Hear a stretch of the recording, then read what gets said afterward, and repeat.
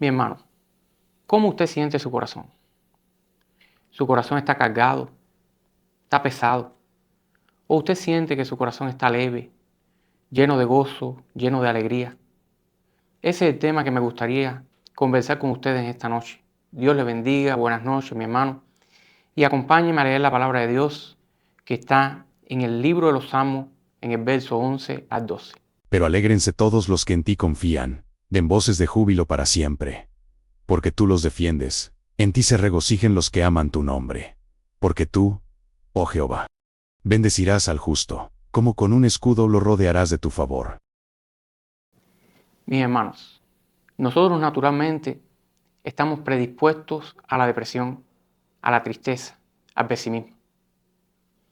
Muchas veces deseamos aquello que no tenemos y lo que ya poseemos lo menospreciamos. Si usted comienza a ver un noticiario en el televisor, va a ver que la mayoría de las noticias son catástrofes y tragedias. Y casi nunca se habla de las cosas buenas que acontecen en el mundo, de los buenos gestos, de los milagros que aún Dios en este tiempo continúa haciendo. Este salmo que acabamos de leer nos está diciendo, Dios nos está exhortando a que nos alegremos, a que nos gocemos, que cantemos con gozo, porque Dios es nuestra protección. Me gustaría ahora desafiarle a usted a que piense ahí en su mente, traiga a su mente qué motivos usted tiene para ser grato a Dios, qué motivos usted tiene de gozo en su vida por las cosas que Dios ha hecho. Yo tengo bastante motivos para ser grato a Dios, para agradecerle en mi vida por las cosas que Él ha hecho. Yo quisiera enumerar algunos de ellos. Va a aparecer la cita bíblica debajo, que apoya que es algo que está prometido en la palabra de Dios. Lo primero, hermano, ser perdonado de nuestro pecado. Yo merecía el infierno y ahora tengo una promesa de vida eterna. Dice la Biblia que yo era una vieja criatura, pero que ahora, por el Espíritu de Dios, por el sacrificio de Jesucristo, yo fui hecho nueva criatura. Tengo otro motivo para darle gracias a Dios, es la paz que tengo en mi corazón. Es una paz que es sobrenatural, porque ella no depende de circunstancias. Es una paz que no depende de las cosas que están fuera, sino que ella emana de dentro, de la comunión del Espíritu Santo de Dios en mi vida, de la morada del Espíritu Santo de Dios en mi vida. Y dice la Biblia que es una paz que sobrepasa todo entendimiento. Es claro que no la podemos entender. Aun cuando una persona pueda pasar una tragedia, no queremos que nos pase nunca.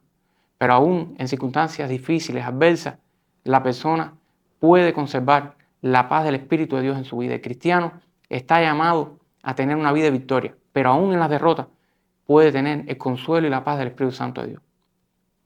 Otro motivo por el cual yo tengo gratitud a Dios es porque Dios suple mis necesidades con abundancia. Mis necesidades espirituales muchas veces apareciendo, haciendo un milagro en mi vida, una circunstancia difícil, transformándola en una circunstancia favorable, porque Dios es un Dios de milagros. Pero también en lo que es el ambiente financiero, Dios también hace milagros. Dios trae prosperidad a sus hijos. Como dijo el apóstol Pablo, que Dios multiplica toda nuestra provisión conforme a sus riquezas en gloria. Imagine usted la grandeza de las riquezas en gloria de Dios. Esa es la promesa que nosotros tenemos, hermano, de bendición. También yo tengo mucha gratitud a Dios en pensar de que yo soy salvo, pero no solamente eso, sino que Jesús me dejó una promesa de eternidad y que Él fue delante de mí para preparar un lugar, una casa, para que donde Él esté, yo también esté junto para vivir con Él toda la eternidad. Eso es motivo de gozo, hermano. Si continuásemos enumerando aquí motivos por los cuales tenemos gratitud y gozo nosotros los cristianos, hermano, posiblemente la noche no nos alcanzaría. Por los milagros que Dios ha hecho en nuestra vida y aún por aquellos que no sabemos que Dios ha hecho y Él lo ha hecho a favor nuestro. Pero hermano, existe algo que son ladrones del gozo del Espíritu Santo de Dios en nuestra vida. Circunstancias que pueden acontecer en nuestra alma que traen sobre ella amargura. Quisiera llevarlo a dos porciones de la palabra de Dios.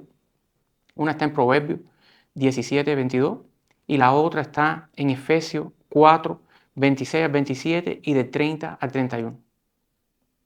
El corazón alegre constituye buen remedio, mas el espíritu triste seca los huesos. Airaos, pero no pequéis. No se ponga el sol sobre vuestro enojo. Ni deis lugar al diablo, y no contristéis al Espíritu Santo de Dios, con el cual fuisteis sellados para el día de la redención. Quítense de vosotros toda amargura, enojo, ira, gritería y maledicencia, y toda malicia. Mi hermano, si usted ama la justicia, es algo natural que ante la injusticia usted reaccione muchas veces mostrando su desaprobación. Y es lo que está diciendo aquí la Biblia. La Biblia nos está diciendo que es permitido para los cristianos airarnos. Es algo completamente legal cuando alguien está violentando los principios de lo que es la justicia. Ahora, nos está diciendo la palabra de Dios también aquí en Efesios 4, 26 y 27. Nos está alertando sobre dos peligros que existen y que nosotros podemos incurrir en ellos si no estamos vigilantes. El primer peligro, la primera advertencia que nos hace la palabra de Dios es que nos airemos, pero que no pequemos. ¿Por qué? Porque si usted se aira, hasta ahí, ante una injusticia, su ira es justificada. Pero si usted reacciona, por ejemplo, contra esa persona con violencia, si usted reacciona con agresividad, si usted maltrata a esa persona, ya en ese momento la ira que hasta ahora era justificada se torna injustificada. La segunda advertencia que nos dice la palabra de Dios es que no se ponga el sol sobre nuestro enojo. ¿Qué quiere decir? Que nuestra ira, nuestra molestia, tiene que tener un plazo de validad. No se puede prolongar más del tiempo que es necesario. Y cuando está diciéndonos que no se ponga el sol sobre nuestro enojo, no quiere decir que no nos vayamos a la cama sin reconciliarnos, aunque eso sería lo ideal, sino que específicamente nos está diciendo que debemos delimitar nuestra ira al menor tiempo posible. Entonces, hermano, la palabra de Dios es bien clara en las consecuencias que tiene que la ira permanezca más del tiempo permitido en nuestra vida o que actuemos de una manera violenta, de una manera inadecuada ante una situación de estrés o de injusticia. Una de esas consecuencias que ya en el verso 30 nos está explicando es que cuando nosotros actuamos con ira desmedida y entonces procedemos a la injusticia, el Espíritu Santo de Dios que vive dentro de nosotros se torna un espíritu triste. Contritamos al Espíritu Santo de Dios. La otra cosa que ocurre cuando nosotros actuamos sin medida, hermano, cuando nos airamos sin medida, es que abrimos puertas al diablo. Le damos legalidad al diablo para obrar en nuestra vida. Todas esas cosas son ladrones de gozo que el Espíritu Santo de Dios produce en nuestra vida. Yo le tengo que decir, hermano, que yo he sufrido muchas veces, yo no soy un extraterrestre, he sufrido muchas veces con situaciones, con personas que he tenido quizás alguna discusión, que hemos tenido un malentendido, y yo me siento después de que ocurre esa situación tan mal, me siento tan disgustado. ¿Y usted sabe cuál es la solución que yo he encontrado para resolver esa situación? Comienzo a orar por la persona. Mi carne no quiere orar por esa persona. Mi carne no quiere que yo bendiga a esa persona. Entonces, mi espíritu, que sí quiere que yo haga eso, es lo que yo comienzo a hacer. Comienzo a orar para que Dios restaure a esa persona, para que Dios abra la mente de esa persona y coloque pensamiento de justicia en esa persona. También oro para que Dios cure el corazón de esa persona. Y de esa manera, hermano, es que yo consigo contrarrestar la obra que el diablo quiere imponer en mi vida y la manera en que él quiere robarme el gozo del Espíritu Santo de Dios. Pero ahora, hermano, a mí me gustaría hablarles a usted un poco sobre cómo podemos mantener el gozo del Espíritu Santo de Dios en nuestra vida. Cómo podemos hacer que ese gozo de la salvación se multiplique cada día en nuestro ser. Vamos a ir a la palabra de Dios que está en Gálatas 5:22. Mas el fruto del Espíritu es amor, gozo, paz, paciencia, benignidad, bondad, fe.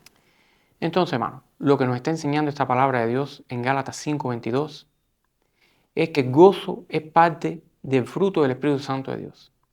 Piense conmigo. Si usted tiene una mata de aguacate en su casa y usted quiere que produzca fruto, ¿qué es lo que usted hace? Usted le va a echar agua todos los días, va a limpiarla de todas las hierbas que pueda tener en el tronco. Usted remueve la tierra, le acrecenta abono. ¿Por qué? Porque usted quiere que esa mata produzca fruto. Así mismo sucede en nuestra vida con el Espíritu Santo de Dios. Si queremos que en nuestra vida el Espíritu Santo de Dios domine y produzca fruto, tenemos entonces que cumplir con algunos principios que traen naturalmente desarrollo de la potencia, del poder del Espíritu Santo de Dios en nuestra vida, para que entonces el fruto sea abundante. El primer principio que quisiera hablarles a ustedes en esta noche es el principio de la oración. Si usted es una persona que tal vez tiene una oración ya preelaborada, usted todos los días recita la misma oración, no tengo nada en contra de eso, usted puede continuar haciéndolo. Pero yo lo exhorto a usted para que después que haga esa oración que normalmente usted hace todos los días, usted tenga una oración más espontánea. Una oración que sea una conversación con el Espíritu Santo de Dios. Una conversación, un diálogo con el Espíritu Santo de Dios. Que Él hable y usted lo escuche. Que usted hable y sin duda Él también lo va a escuchar. Una oración que produzca en su vida comunión con el Espíritu Santo de Dios. Tal vez que usted aparte 10, 15 minutos por la mañana cuando se levanta y entre en comunión con el Espíritu de Dios. Usted comience a tener una conversación con Él. Aún cuando usted tal vez coge el ómnibus, o tal vez cuando vaya manejando en su carro hacia su trabajo, que pueda estar orando no solamente por usted y su familia, sino también por las necesidades de otras personas que puedan tener. Es el principio de la oración. Principio que produce crecimiento de fruto del Espíritu Santo de Dios en nuestra vida. Otro principio es el principio de la lectura de la palabra de Dios. Que leamos la palabra de Dios no como un libro cualquiera. Que leamos la palabra de Dios con hambre, con deseo de que el Espíritu Santo de Dios nos hable mediante su palabra. Pensando siempre que la palabra de Dios es inspirada, que es viva, que la palabra de Dios es sobrenatural. Que cuando uno confía, cuando uno tiene fe que la palabra de Dios es sobrenatural, que es inspirada por Dios, ella produce transformaciones en nuestro ser. Tercer principio que debemos de aplicar, el principio de congregarnos. Dice la palabra de Dios que no dejemos de congregarnos como algunos tienen por costumbre. Que en la congregación de los hijos de Dios es donde Dios envía bendición y vida eterna. Y no se trata, hermano, del edificio. No es la iglesia, la construcción lo que hace diferencia. No es el templo. La iglesia que se reúne en aquel lugar es la que hace diferencia. Dice la palabra de Dios que donde están 2 o 3 reunidos en su nombre, sea en cualquier lugar que sea, allí está en medio el Espíritu Santo de Dios. Hermano, estos son algunos de los principios que podemos aplicar en nuestra vida para que nuestra vida sea una vida abundante en fruto del Espíritu Santo de Dios, abundante en el gozo del Espíritu Santo de Dios, que cambiemos nuestra tristeza, nuestro pesimismo por el gozo sobrenatural de Dios. Yo le digo, hermano, una de las cosas que produce más evidencia para mí de que Dios existe y que Dios es poderoso para cambiar la vida de una persona es cuando yo veo los frutos, el fruto del Espíritu Santo de Dios en la vida de una persona, cuando esa persona acepta a Jesús como su Salvador. Hace un tiempo tuve un paciente con un cáncer de pulmón terminal. Él llegó a ingresar, yo le prediqué del amor de Cristo. Él se reconcilió con Dios, aceptó a Jesús como su Salvador. Y 2 cosas me impactaron de la vida de este hombre. La primera, el gozo instantáneo que llegó a la vida de él. Usted podía llegar a cualquier hora del día, ahí a la sala, llegar al cubículo, al cuarto donde él estaba ingresado, y usted iba a ver una sonrisa en sus labios. Una persona que estaba muriendo, que estaba a terminar, y siempre usted veía una cara de agradecimiento, de alegría en aquel hombre. La segunda cosa que me marcó muchísimo fue la paz que aquel hombre tenía en su corazón. La paz que él manifestaba a todos los que estaban alrededor. Le puedo decir que hasta el día que partió para la eternidad, pude ver paz en su corazón. Pude ver paz manifestándose en todo lo que él hacía. Y fue tranquilamente, partió para la eternidad, para estar con el Señor Jesús. Eso es lo que hace el Espíritu Santo de Dios en nuestra vida. Ese es el fruto del Espíritu que le estoy hablando, hermano. De gozo inefable, de gozo sobrenatural que puede venir a nuestra vida cuando nosotros somos capaces de cultivar el fruto del Espíritu Santo de Dios en nuestra vida, dándole prioridad de que reine, de que domine, de que gobierne en nuestros corazones. Hermanos míos, ahora, a modo de resumen, yo quisiera recordarle un poco de las cosas que hemos hablado en esta noche. Quisiera primero hablarle de los motivos que usted tiene para ser grato a Dios, de los motivos que usted tiene para alegrarse y gozarse en el Espíritu Santo de Dios por las cosas que Dios ha hecho en su vida. El diablo, él va a tratar de venir a traer a su corazón tristeza, pesimismo, pero usted respóndale de una manera categórica, con alegría, con gozo. Cuando Él venga a traer tristeza, haga una oración de agradecimiento a Dios por las cosas que usted tiene, por los milagros que Dios ha hecho en su vida, por las respuestas que usted ha recibido. Recuerde, hermano, también sobre los ladrones de gozo que tenemos en nuestra vida. Recuerde que usted puede airarse, puede sentir enojo en algún momento por una situación que a usted le parece injusta, pero ese enojo no puede ser desmedido. Ese enojo no puede producir en su vida violencia. Esa ira tiene que tener un plazo de validad. No puede prolongarse mucho tiempo en su vida, sino usted va a amargarse. Y usted lo que va a traer como consecuencia es tristeza al Espíritu Santo de Dios y una apertura de puertas al diablo para que Él pueda entrar a su vida y hacer y destruir todo lo que Él quiere destruir. Y por último, recuerde, hermano, que el gozo es parte del fruto del Espíritu Santo de Dios en su vida. Coseche ese fruto. Ore a Dios. Ore con fe. Lea la palabra de Dios. Congréguese en la iglesia. Sin duda, que podamos, hermano, decir en voz alta, como dijo Nehemías, allá en el libro de Nehemías, el gozo del Señor es nuestra fuerza. Que el gozo del Señor sea tu fuerza, hermano querido. Dios te bendiga.